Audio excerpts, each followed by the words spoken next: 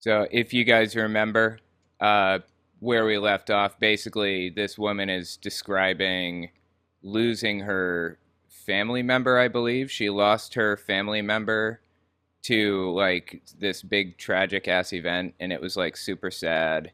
And the Jehovah's Witnesses stepped in to take care of the memorial service for her and, all of the other stuff. And the city officials were so impressed with how much work the Jehovah's Witnesses did and all of that stuff.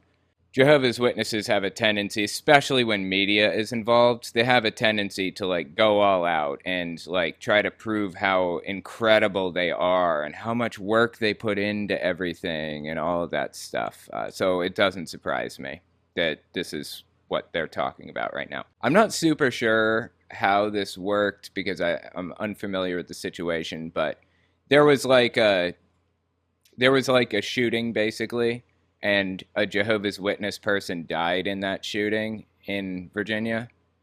And city officials were planning to hold some kind of a memorial service because, tragic event, blah blah blah. But Jehovah's Witnesses stepped in since it was one of their people and they held the service themselves. All they had to do was like the city had to provide the venue and Jehovah's Witnesses took it from there basically. Which, Jehovah's Witnesses are nothing if not good at running big events. I know it's not easy to do that, so. Officials were there in attendance. You had the local. It says here representatives from the branch office of Jehovah's Witnesses came to help the family as they met with the media. The city officials. Isn't that interesting? The branch office helped the family interact with the media. How convenient, huh? Isn't that nice of the Jehovah's Witness branch office to help the family interact with the media when the family lost a family member?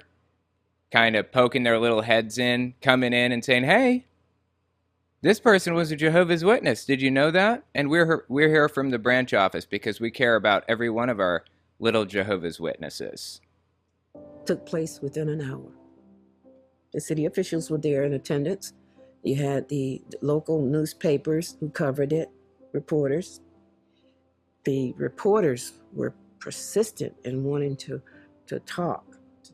And so actually two of my brothers, they handled all of that information with the guidance from those two brothers who came down. It kept us from having to even worry about that, So it was very helpful. I could. Yeah, that's a real scumbag thing to do. This family just lost their kid or their sister or their wife or whatever, and the Jehovah's Witnesses are coming in with their representatives and interacting with the media for them. I just absolutely grotesque, honestly. That's the kind of thing Jehovah's Witnesses do, though, man. Continue to get cards. I get texts from people, and it just encourages me. Isaiah 41:10 has become my favorite scripture.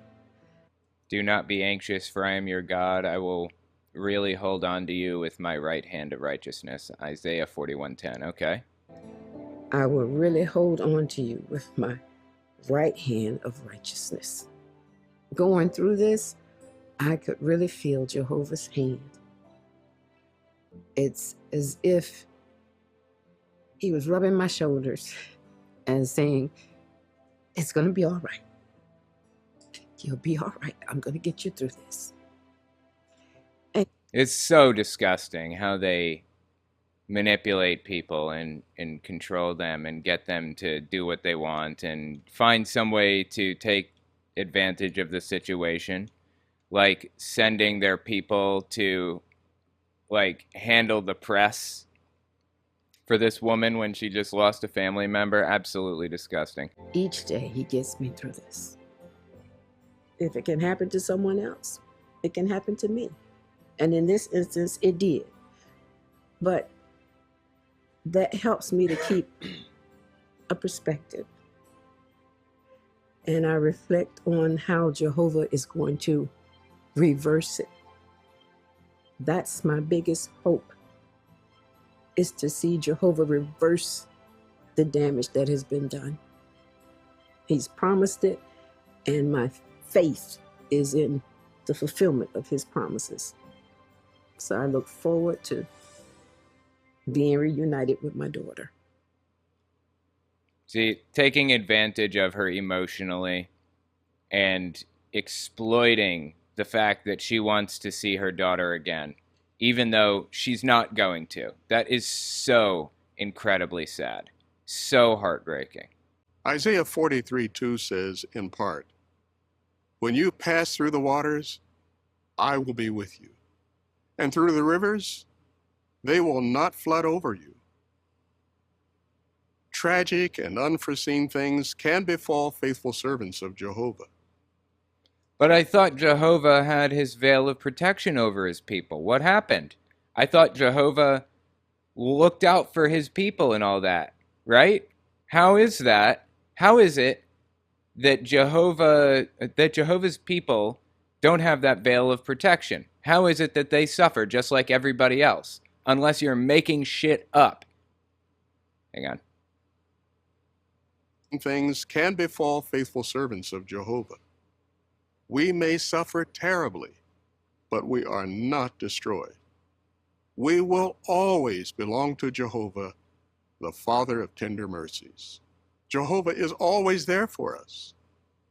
But we all lead such busy lives. You know, I feel like they say the word tender entirely too often. It's weird.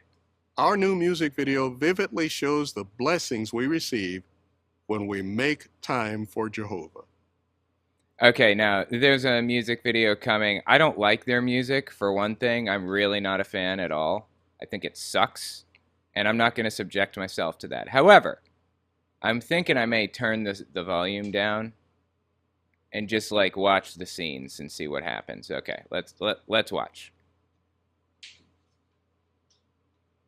Also, copyright reasons, obviously. A guy is walking down his staircase, beautiful house, walking through a door, doing chores.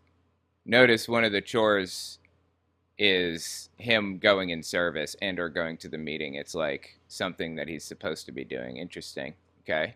He's fixing a car engine or something. His buddies want him to play basketball, and he says no. So they say, okay, you're lost. Take the ball with him. He's got a little phone with a little itty bitty stylus. He's poking around on it. I don't know what he's doing there. Okay. Putting on his suit and praying, apparently. Oh, I see. I bet I know what the message is without even listening to this. You know what? Let me blow this up a little bit for you guys so you can see it better. Okay. Riding in a car with another brother. Going in service. Talking to some old woman at the door. Bringing them a plant. Love bombing, by the way, is what that's called. Love bombing. Bringing them gifts and being friendly with them. Cults do that all the time. Sitting there drinking water with little lemons in it, okay? Praying. Talking about Jesus. Okay. Now he's cooking dinner. So there were 4 chores listed. The first one, I guess, was he was in his suit. The second one, he was fixing a car or something. And now he's in a suit in that frame. And now it switches over to the him baking frame. Okay?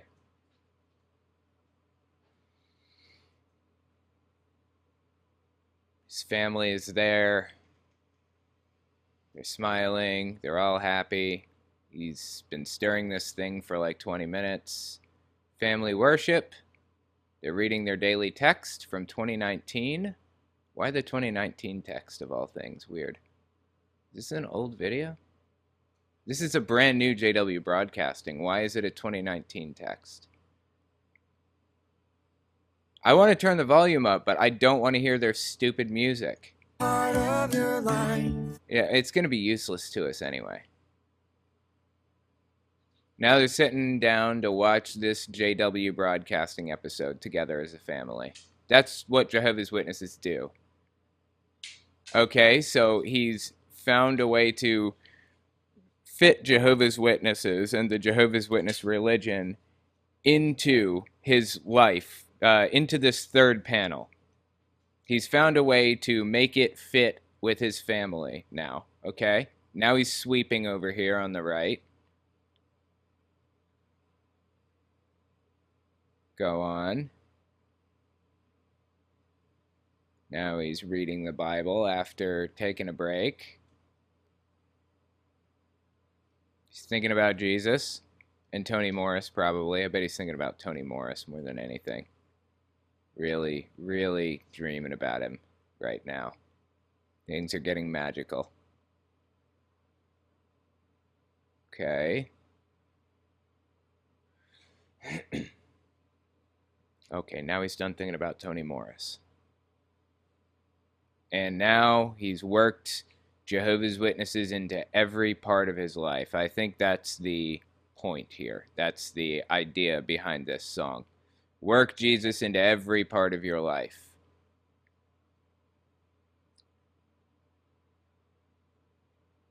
These are all Jehovah's Witnesses, by the by. You're not supposed to be friends with outsiders. Oops. Sign language, okay. Kids learning sign language. That's nice. I did that too, actually, for Jehovah's Witnesses. Try to help people.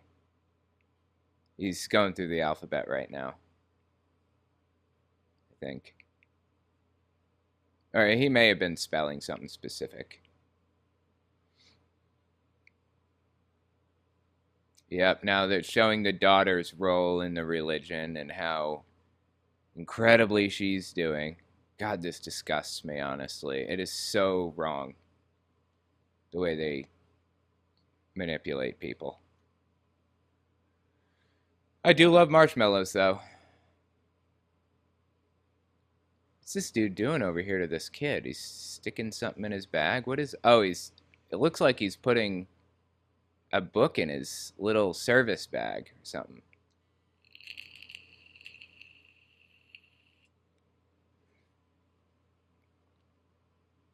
Okay.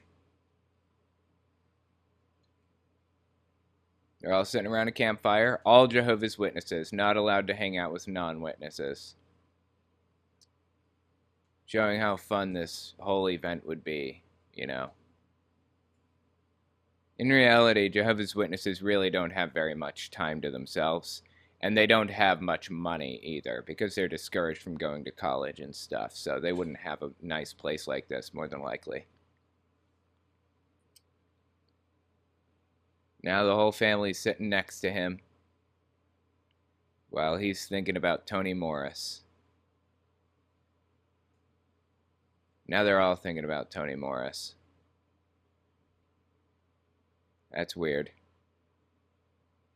Okay, yep, that's the end of the song. Glad we made it through without listening to a single beat of it. Damn near it. Well, we made it through. Okay. Let's continue on with Mario and JW Broadcasting. Here we go. Make time to see his hands in our life.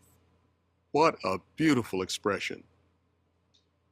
Are you your harshest critic? We can be discouraged by our own shortcomings or failures, real or imagined. Notice what can help in the latest episode of our series, Apply Bible Principles.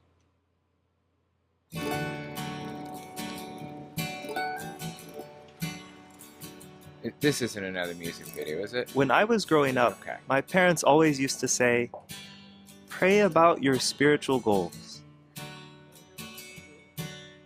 Work hard. And then let Jehovah do the rest. Like, there's literally nothing else. Just, like, work hard to accomplish goals, and you will hopefully eventually accomplish those goals. What else are you expecting? Is Jehovah like the luck factor in the equation? Is that what it is? So that's what I did. And wow, did Jehovah pour out the blessings. See, this is another prime example of blame yourself for the failures. I didn't work hard enough. Thank Jehovah's Witnesses for the wins, for the successes. Thank Jehovah, quote unquote. Jehovah's Witnesses, the organization, has largely made themselves, like the governing body, synonymous with... What? There was nothing there. It was supposed to be something there. Has largely made the governing body synonymous with Jehovah. Like Jehovah and governing body are practically synonymous at this point, which is a real problem in my mind, honestly. Oh, I almost made it. I even got invited to a branch construction project. And I was pretty excited. See, they call these things privileges. Did you hear what he said? I was invited to a branch something or other. What was it? And I even got invited to a branch construction project. See, working for them is called a privilege. You call it a privilege. And if you, like, mess up and do something wrong, you have your privileges taken away, i.e., you're not allowed to work for them anymore. That's the way that they frame it. That is true propaganda right there. And I was pretty excited. At first. Don't get me wrong. It was a privilege to be there. See? Privilege. But the work was harder than I thought it would be.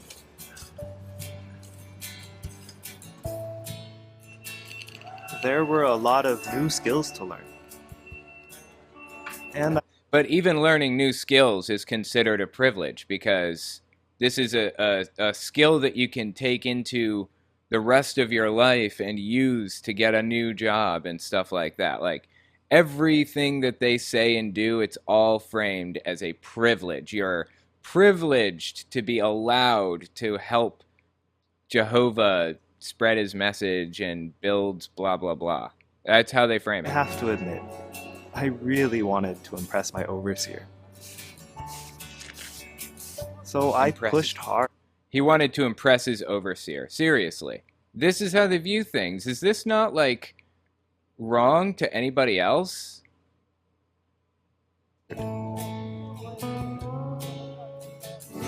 Maybe a little too hard. See all that up there? That all needs to come down. Okay, Do you think you can wrap this up before tomorrow? sure thing. I'm on it. You can grab Jin and Young to give you a hand with the lift. Jin's a pro. He'll help you out. Got it. Yeah, I think they're speaking in a different language. I think that's the whole idea here. Got it. The job didn't look that hard. And I mean, I had the training. I mean, they were speaking in a different language, right? Let me just step back and watch this section again real fast. Hang on. Maybe a little too hard.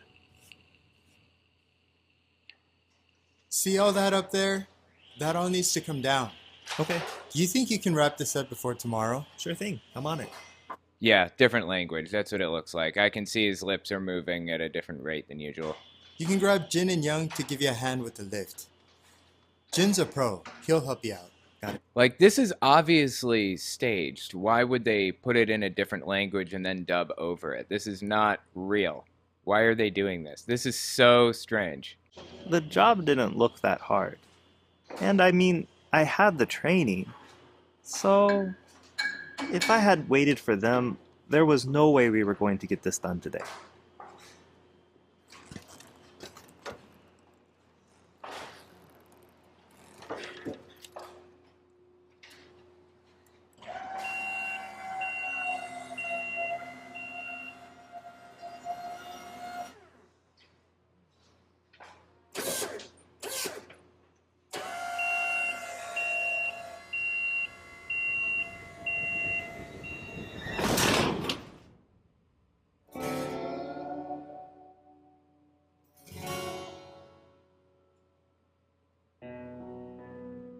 The fact is, I had caused some real damage.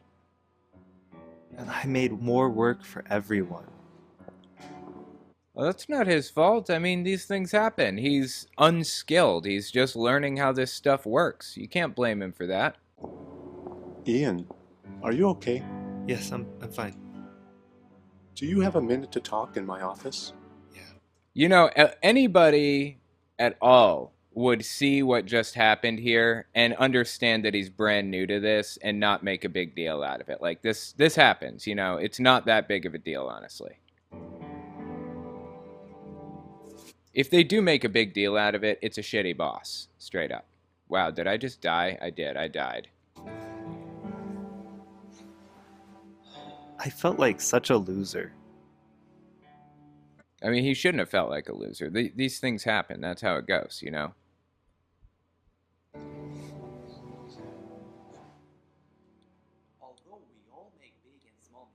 The brothers talked to me and they were nice about it.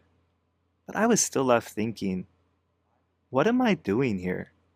Maybe I should just go home.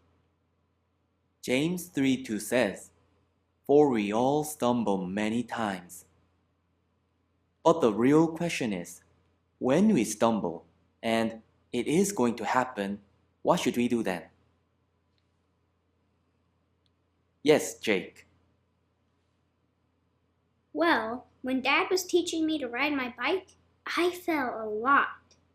And it was hard, but I just kept getting up and trying again. And now I can ride pretty fast. So you just have to get back up when you fall. Yes, that's right. That was a great comment. That is like...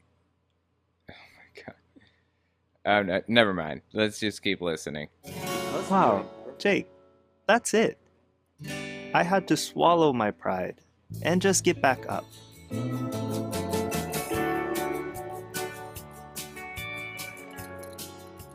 I realized I needed to be more focused on the seriousness of my assignment and not so focused on myself. The seriousness of my assignment. So, correct me if I'm wrong. What I'm picking up here is they're saying that he was too focused on on his own stuff and his own life, and that he needs to give up on all of that and focus more on Jehovah. Is that right? He failed so miserably with, like, you know, at work because he was focusing too hard on his own life and not enough on Jehovah. Wow.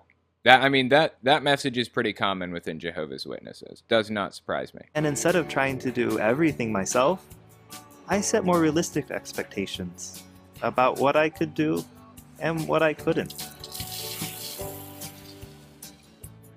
I had a lot to learn. So I kept working and learning. And after a while, I even got to help train some of the new volunteers. In the end, I was so thankful to Jehovah for helping me understand that in the race for life, none of us are going to cross the finish line without stumbling. The important thing is to get back up and just keep going. Some hesitate to draw close to people of different races or nationalities. But they can overcome this by imitating Jehovah's impartiality. The result? Great joy. We'll see an example of this in the following report. On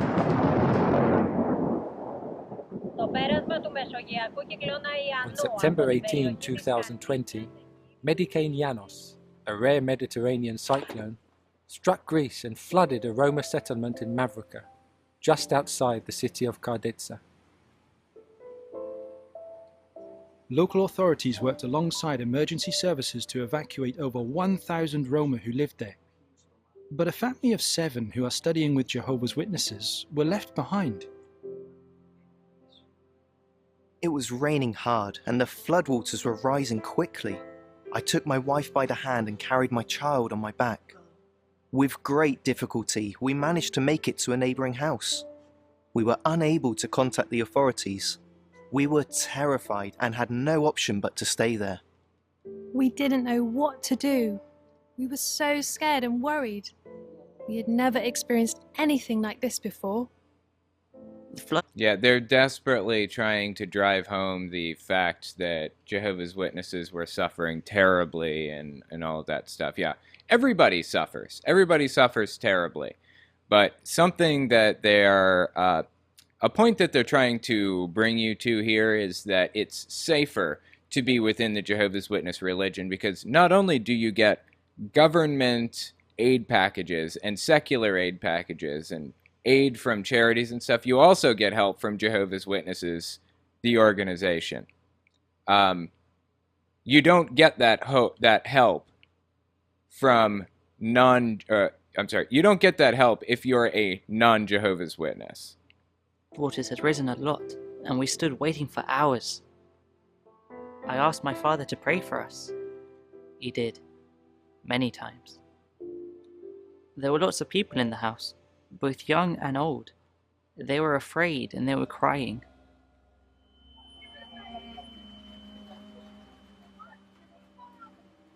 Video messages from the family started to come through asking for help. We could see their fear. We wanted to help them, but there was no way for us to go there because access was impossible. All we could do was pray to Jehovah for them and send messages of encouragement. We were very distressed. Children were crying. I prayed to Jehovah, begging him for peace of mind.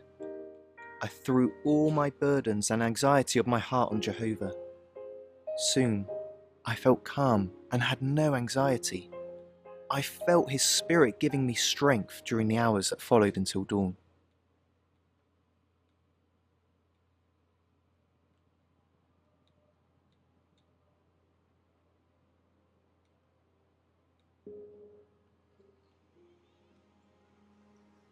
Natural disaster.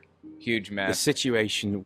Interestingly enough, Iowa and parts of Nebraska looked just like this. Like a couple of years ago, I remember I went out there and I saw it, and right in the middle of a place that looked just like this, just destroyed with water damage, was a lone billboard standing in the middle that said, "Jesus saves," or something like that. I don't remember what it said. It's on my Twitter. I remember posting about it at the time. That is so incredibly sad, isn't it? Like or trust in Jesus. I think it said trust in Jesus. These people put their trust in Jesus, and where did it get them? It got them right here. The situation was very difficult. They had suffered a lot, and their clothes were dirty.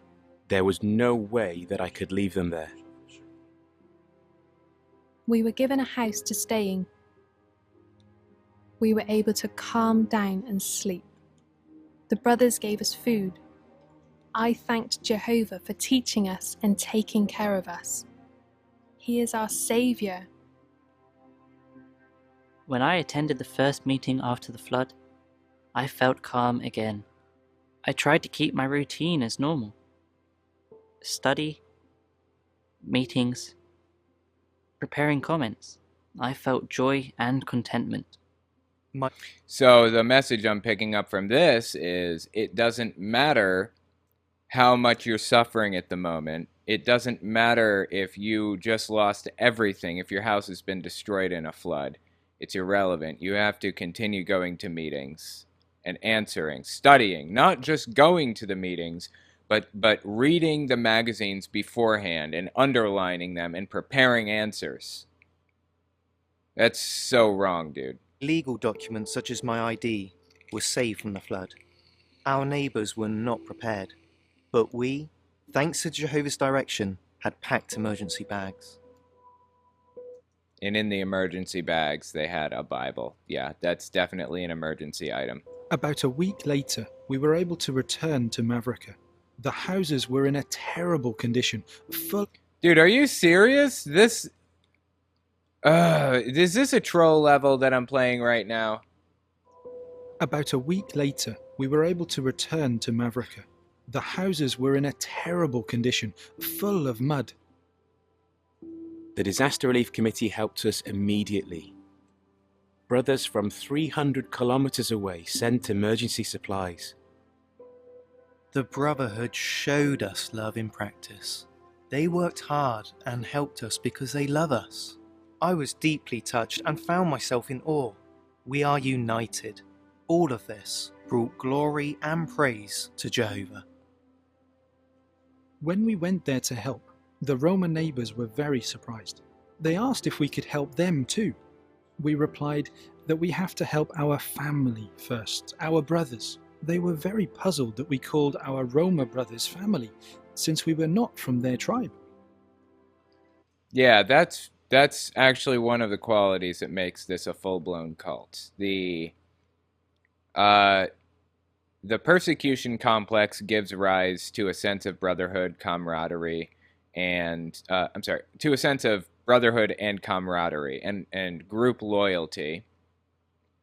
And the way that they groom people effectively is to force them to only be friends with each other and understand that once you are a Jehovah's Witness, you have an understanding with all other Jehovah's Witnesses. It's like you all have like a group. I don't know. I'm trying to think of how to word this. You all have like this group understanding. You all understand the same information and all look at it the exact same way. And it's something that outsiders just cannot understand, honestly. It's really, really not something to be proud of, like at all. It's the kind of thing that makes me feel that you guys are in a cult, FYI. Ephesians 4:16 finds a good application in this story. Just as every joint in the body offers help, so did the brothers. We all work together to provide help to our brothers in need. Jehovah's teaching me and helping me. I really trust in him. He has blessed me personally. I've seen how good he is to me. In a miserable world, Jehovah brings me joy. I know that he chooses according to a person's heart. You guys really don't see how this is a cult? Is this not like cult-like as hell to you? I mean, how can anybody not see this for exactly what it is? It's an extremist group, a cult. It's weird and creepy, the way that they talk, the things that they say. All glory belongs to Jehovah.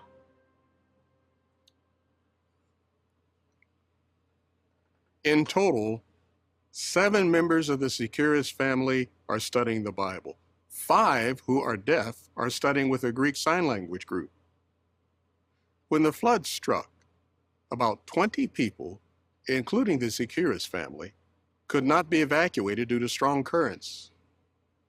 Let me guess, Jehovah, quote unquote, aka the governing body, found some way to take advantage of the situation and make themselves look really good and set up a situation where they could use this in one of their JW Broadcasting episodes. I know that to be the case because here we are in a JW Broadcasting episode and conveniently you're talking about it. Other Roma who had been left behind blamed the flood on the family because they were all studying with Jehovah's Witnesses. So it was like a witchcraft thing. Yeah, that's ridiculous and stupid and foolish.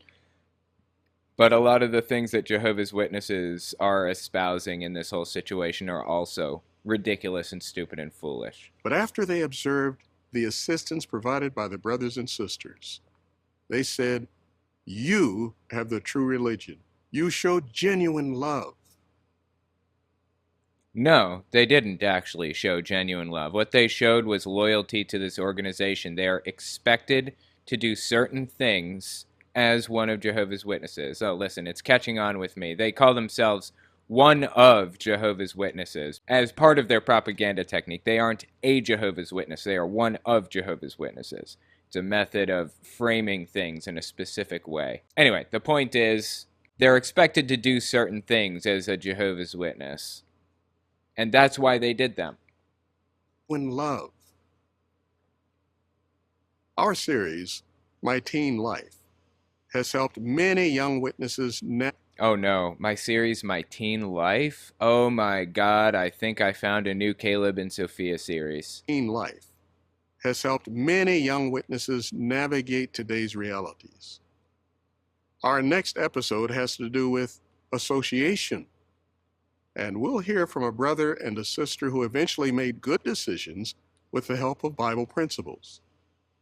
That may not surprise you, but what we're looking for in this is how.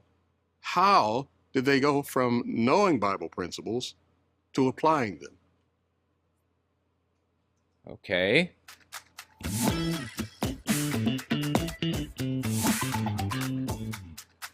Oh my god, this is episode 3 of My Teen Life. I may have to cover this on my main channel. My parents were both Jehovah's Witnesses by the time I was born. So I studied the Bible, attended meetings, and went out and serviced with them. Growing up in the truth, I knew that living by Bible standards is what's best for me. And my parents were always so zealous when it came to spiritual things. So when I think back, I just didn't want to let them down. Following Bible principles is not burdensome or even that difficult. Yeah, okay, put a pin in that. I think I'm going to disagree with you on that one. Following Bible principles is not difficult. That's an interesting supposition. Well, I guess it would depend on whose Bible principles you're talking about, right? If you're letting Jehovah's Witnesses define those Bible principles, yeah, they are actually quite difficult. It's so incredibly time-consuming, it's ridiculous. So yeah, I mean, I simply disagree. Honestly, if we do as it says in the Bible, then we benefit ourselves. All right, so he gave us 2 arguments. A, it's not that difficult. And B, if you do it, it'll benefit you anyways. Well, they tend to use the cop-out, it'll benefit you, because you'll get the benefits provided by Jehovah's Witnesses. I.e., if there's some natural disaster, Jehovah's Witnesses will rush in and help you. Rebuild your house or whatever else. But the actual tangible benefits from following Jehovah's Witnesses' belief system, there are very, very few. At times, I was... Yeah, I mean, the whole thing is time-consuming. It includes things like studying their watchtower and things like that. But at times, I was curious how my life would be if I wasn't in the truth. It was just... Even the name that they have for this religion is propagandistic. The truth. They call it the truth. So fun to be around my school friends. Overall, I had a good time at school. I got along with my classmates, and my teachers liked me too. So being in school was a pretty good experience. My parents always told me not to get too close to my classmates. But in my opinion, my friends had good conduct and were good people. I didn't understand why they were so worried. In my high school, there were a lot of kids who went to church, and many of the teachers had religious backgrounds. One day, there was an incident when the entire school found out I was one of Jehovah's Witnesses. See, this is like, in real life, this wouldn't even happen. Because the entire school knows you're a Jehovah's Witness by default. You come in and tell everybody. You spread the news far and wide. That's your responsibility. The fact that the entire school didn't already know means that he failed somewhere along the way in Jehovah's Witnesses' eyes. I knew that some people might be prejudiced against witnesses, but I was surprised to see how everyone could change so suddenly. I started spending more time with my classmates. But the more I hung out with them, the more I saw that we were living completely different lives. Their conversations would be about... This is once again them trying to, make a point that you're not supposed to be friends with outsiders. Isn't that interesting? Trips they went on over the weekend and what they bought on their latest shopping trip. But when it came to me... They're frivolous, brainless fools who have nothing to offer. Because all they think about is shopping and drugs in the worst case. There's no value to being friends with somebody who's on the outside of the religion. I mean, this is how they view it, for real. All I had done was spiritual activities. It felt like I was missing out. I felt... That's because you are missing out. You are wasting your life doing something, doing all of this free labor for an organization who ultimately is completely misguided at best, and at worst, does not give a shit about you in the end. Alone and like an outcast. I knew in my head that Bible principles are right and beneficial. But when I was actually put in that situation, I wasn't so sure anymore.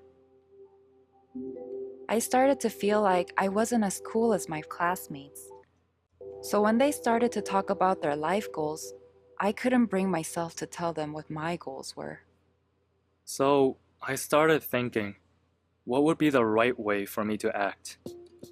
Opening up to my parents about my situation really helped. One day for family worship, we decided to discuss that topic. We read Matthew chapter 5, verse 11. Happy are you when people reproach you and persecute you and lyingly say every sort of wicked thing against you for my sake. See, this is once again the persecution complex, trying to make everybody feel that they're persecuted even more, so that because it builds this level of brotherhood and camaraderie. That's how all of this works. On top of all of that, Jehovah's Witnesses intentionally put themselves in situations that would create that kind of persecution. They put themselves in these situations by telling everybody in the school, hey, I'm a Jehovah's Witness, did you know that? And have to shove it down everybody's throats. You're supposed to treat it like your own personal territory. I mean, these kids are supposed to treat the school like their territory, like they're going out in service. They can't just interact with people like a normal human being. You have to be like right on top of them and explaining your beliefs and trying to convert them. It's so incredibly sad, honestly. So obviously that's going to lead to persecution. Obviously. Of course it is. And then they take that persecution and use it to their advantage. They point out how badly they're treated and how much people hate them, and use Bible verses to justify loving Jehovah and Jehovah's organization even more as a result. It's a self-fulfilling prophecy. It's a self-perpetuating feedback loop. 11. Happy are you when people reproach you and persecute you and lyingly say every sort of wicked thing against you for my See how that works? Sake. But how can you be happy when persecuted? I thought to myself, but I'm not happy right now. My mom shared Mark 8:38 with me. The part in the scripture where it says that if we are ashamed of Jesus Christ, he will be ashamed of us, really hit me. I realized that deep inside, I had been ashamed of being a witness.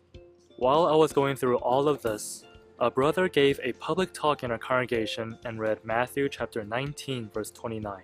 There it says that everyone who has left what is important to them for the sake of Jehovah will receive 100 times as much. So I decided to try leaving what I thought was important to me and see what results and blessings I might receive.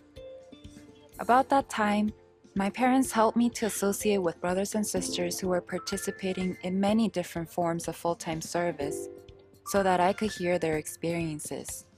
That helped me to decide which direction I wanted to go in my life.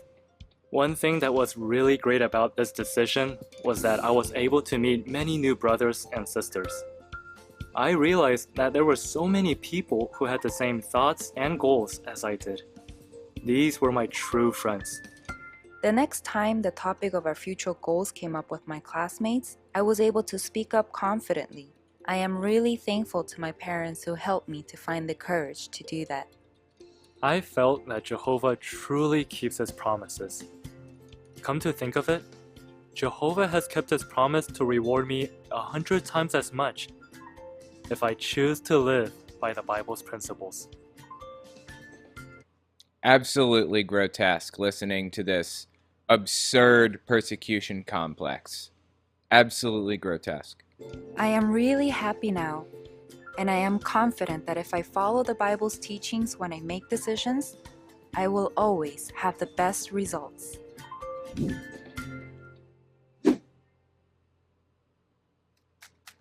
Wow, that's actually really interesting. The like the teen episodes of this or whatever. That was episode 3. I'm gonna have to check more episodes of this, honestly, because oh my god, because that's crazy, dude. Really, that is really crazy.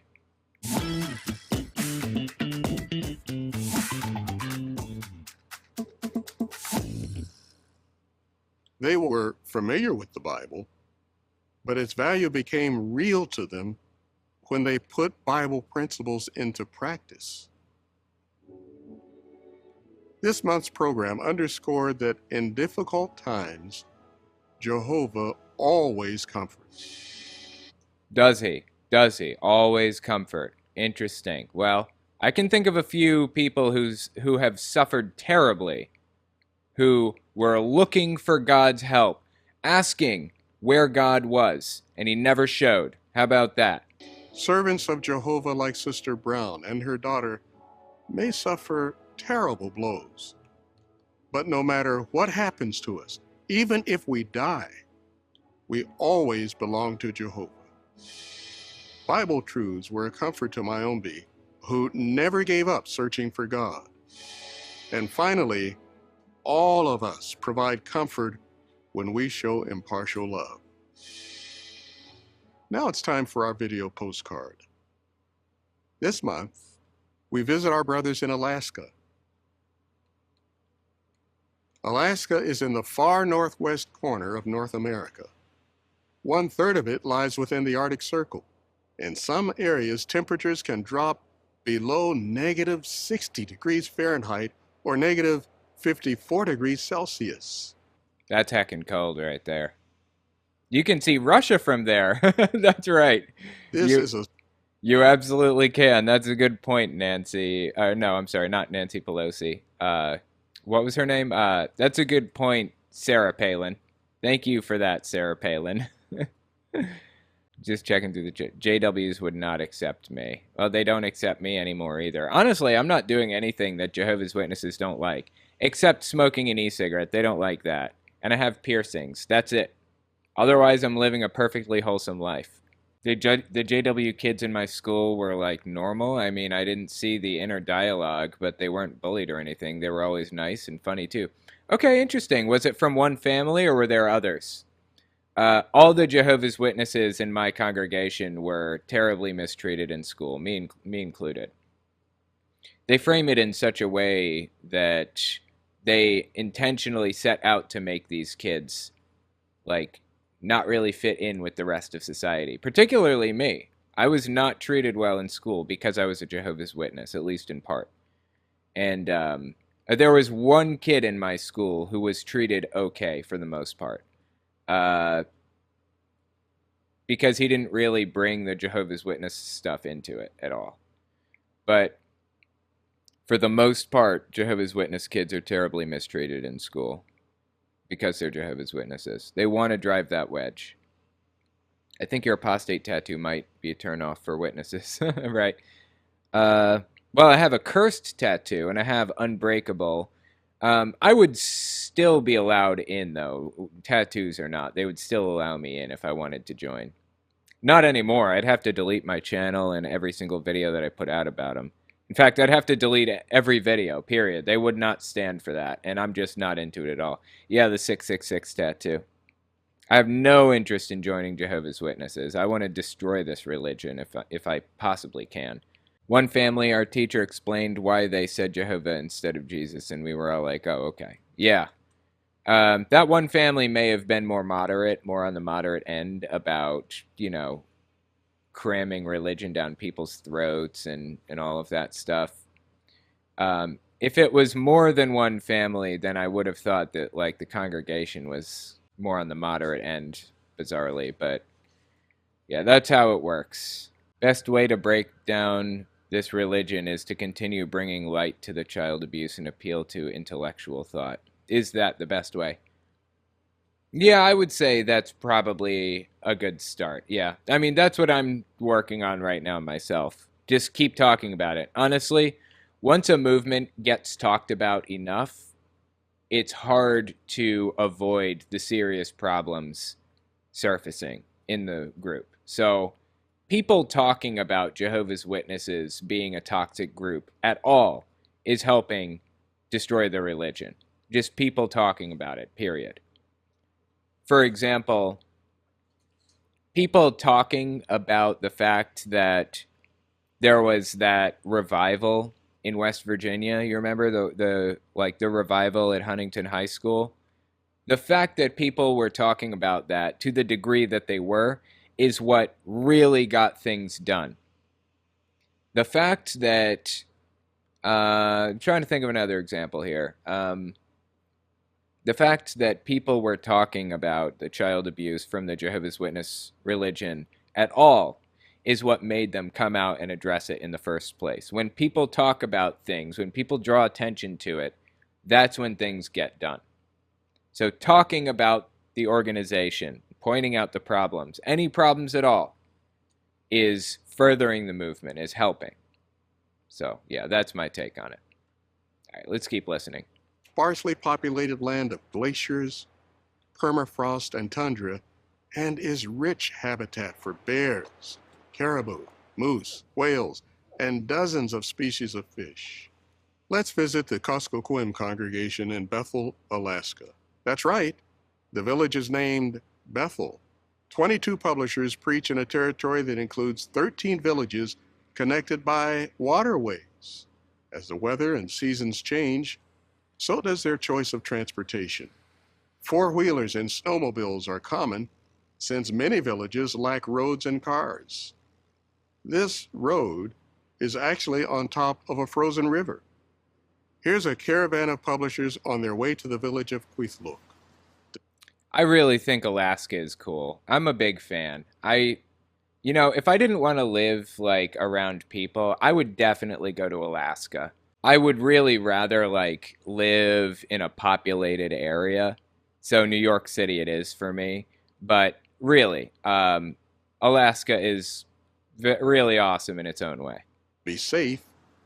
Brothers travel with 2 or more vehicles in case one gets stuck or breaks down. Daily sunlight varies with the seasons from less than 6 hours during winter to more than 19 during summer. Isn't Alaska extremely Republican? That's true, it is. It is extremely Republican, but it's also extremely snowy, and I'm a huge fan of snow. What's in Alaska, even? There's some stuff. I mean, there are a couple of cities that have like 200, 300,000 people, I think. Juneau, Anchorage, I mean, they're decently sized cities. And they get stuff imported all the time. You can order stuff on Amazon, and they'll ship it there. I mean, it's not a problem, so...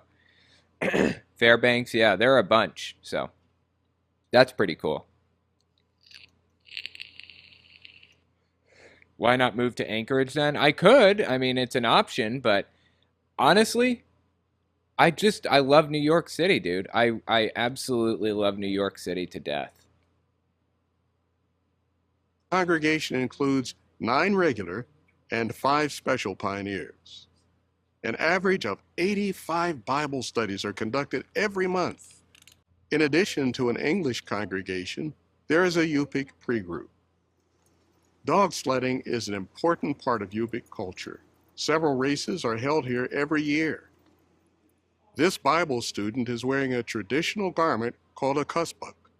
Many in the meetings give their comments in Yupik and have them translated into English. Although most publishers aren't fluent in Yupik, they use publications and videos translated into Yupik in the ministry.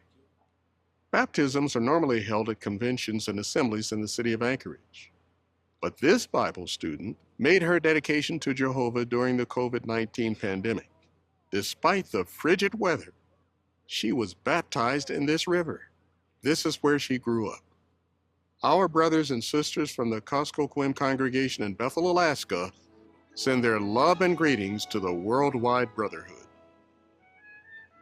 From the world headquarters of Jehovah's Witnesses, this is JW Broadcasting. So there you go. There's JW Broadcasting. I don't know what the point of that last bit was, but wow. Very cool. Thank you, sir. Very, very neat. I don't know. Like, there's a lot that I could hit on in this, especially this teen thing at the, like, in the middle. I should probably do, like, a full episode about the teen thing. I had no idea that they had a new teen series. What is it? Episode 3, How Can the Bible Help Me? For My Teen Life. That's what it's called, My Teen Life. Wow. I'm definitely going to have to address that at some point in time. But anyways, yeah. JW Broadcasting is pure propaganda. That is the only point of its existence. There really is no other point behind this. There really is no other point behind this whole thing that they do. I would like to cover more of these too. Some of them are more on the boring side. Some of them don't really have any important information in them. But sometimes, man, they have some real crazy stuff in here.